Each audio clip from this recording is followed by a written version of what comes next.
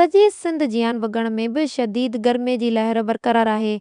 गर्मी वधण बाद ऐं लुक लॻण करे इंसानी जिस्म मां पाणी जी खोट थी वञे थी, जंहिं सबब इंसान बेहाल थी वञे थो। शदीद गर्मी खां बचण लाइ ऐं जिस्म खे ताज़ो तवानो रखण लाइ वॻण वासियुनि कमनि जी जूस इस्तेमाल करे गर्मी जो टोड़ ॻोल्हे लधो आहे। वॻण शहर में क़ाइम कमनि जी जूस जे स्टॉलनि ते माण्हुनि जी रिछ लॻल रहे थी। कमनि जंहिं जे इस्तेमाल लाइ डॉक्टर पिणु मशवरो ॾींदा आहिनि। कमंद हेपाटाइटिस जी मरीज़नि लाइ तोड़े मादे लाइ पिणु मुफ़ीद आहे। उन सिलसिले में कमनि जो जूस विकिरो कंदड़नि ऐं पीअंदड़नि टे चे न्यूज़ वेब टे वे सां ॻाल्हाईंदे चयो त गर्मी की शिद्दत तमाम जो का सो वधियल आहे। तव्हां ॾिसो था झोलनि जी मुंद आहे जो का गर्मी भी 45 47 46 सेंटीग्रेड ते असांजे हिन डिस्ट्रिक्ट कंबर शहदादकोट में रहे थी। तो हिन ॾींहंनि में कम जो जूस घणे हद ताईं वापरायो वेंदो आहे। हिन जे लाइ अंदर जे लाइ गर्माइश जे लाइ तमामु घणो मुफ़ीद आहे। वॻड़नि में भी इन वक़्तु असां कमंद जूस जी दुकान ते आया आहियूं, जिते ॾिसूं था पिया तक़रीबन हर माण्हू कमंद जूस वापराए थो ऐं वापराइण बि घुरिजे, छो जो हेपेटाइटिस सी बी अहिड़ा काफ़ी मर्ज़ आहिनि जंहिंजे लाइ बि मुफ़ीद आहे, गर्मी जे लाइ बि मुफ़ीद आहे। असांखे तव्हांखे कोशिशि रखणु खपे त पाण बि गर्मी जे ॾींहंनि में ही जूस वापरायूं। वॻड़ शहर में सर टी ब्रांच आहे कमंद जूस जी। उन खां अलावा गर्मी तव्हां ॾिसो था साईं केतिरी गर्मी थी वई आहे। उन खां अलावा सर बोतल माण्हू पीअनि था, उन जे लाइ मादे लाइ नुक़सानु, गैस नुक़सानु, सर बीमार थो थी पए। कमंद जूस आहे साईं, ख़ालिस कमंद जूस आहे। उन में माशाल्लाह ऑर्डर जे तौर जे हिसाब सां असां बर्फ़ था विझी ॾियूं, गिलास थधो।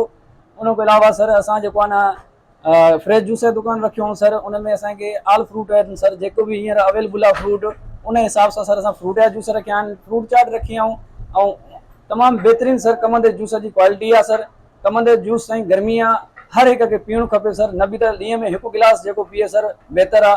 अॼुकल्ह ॾिसो था सर मानी टिकी बि जेको खाए थो पेट में बाहि थी वञे, माण्हू चाहिनि था पीअनि, गरमाइश थी थिए, ऑटोमेटिक सर माण्हू दवा लाइ था वञनि। डॉक्टर बि इहो ई थो चवे त साईं कमंद जूस पीओ, घणो कमंद जूस पीओ। सर साफ़ सुथरो कमु आहे, कारीगरनि में सफ़ाई आहे, कमंद में ॿियो न बि न आहे, कुझु बि न आहे, बर्फ़ घटि आहे, कमंद ख़ालिस आहे।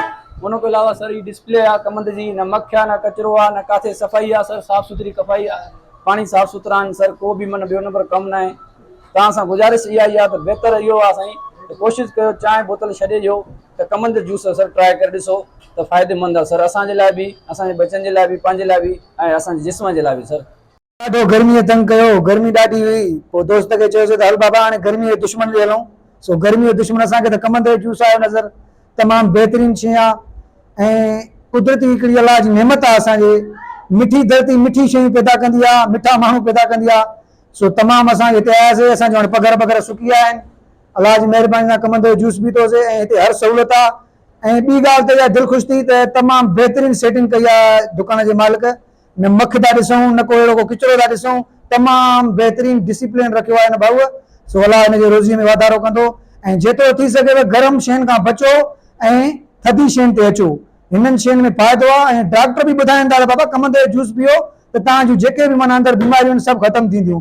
सो बराए महिरबानी वॻण वासियुनि खे मां इहो चवंदुसि त हीअ नई शइ हिकिड़ी खुली आहे, सो हिन में वाधारो कयो ऐं अची हिन शइ खे इस्तेमालु कयो, कमंद पीओ ऐं गर्मी खां बचो।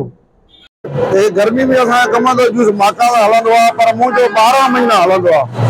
सफ़ाई सुथराई सां हिन में मां लीमो हणाईंदो आहियां, बाक़ाइदा सुठो हलंदो आहे। सुठा सुठा माण्हू परगराई जा माण्हू हिन शहर जा पासे आसे जा गर्मी में माना बाक़ाइदा सुठे नमूने हलंदो आहे, इन करे साफ़ हूंदो आहे। हिन करे डॉक्टर बि चवंदा आहिनि कमंद जो जूस, इन करे मुंहिंजो साफ़ माशाअल्लाह मूंखे 30 साल आहे हिन कमंद खे हलाइण, इन करे मां साफ़ सुथरो हलाईंदो आहियां, पंहिंजी रोज़ी खे रोज़ी ॾिसंदो आहियां। THN न्यूज़ अवाम जे ॾुखनि दर्दनि ऐं मसलनि जे आवाज़ खे उजागर कंदड़ चैनल।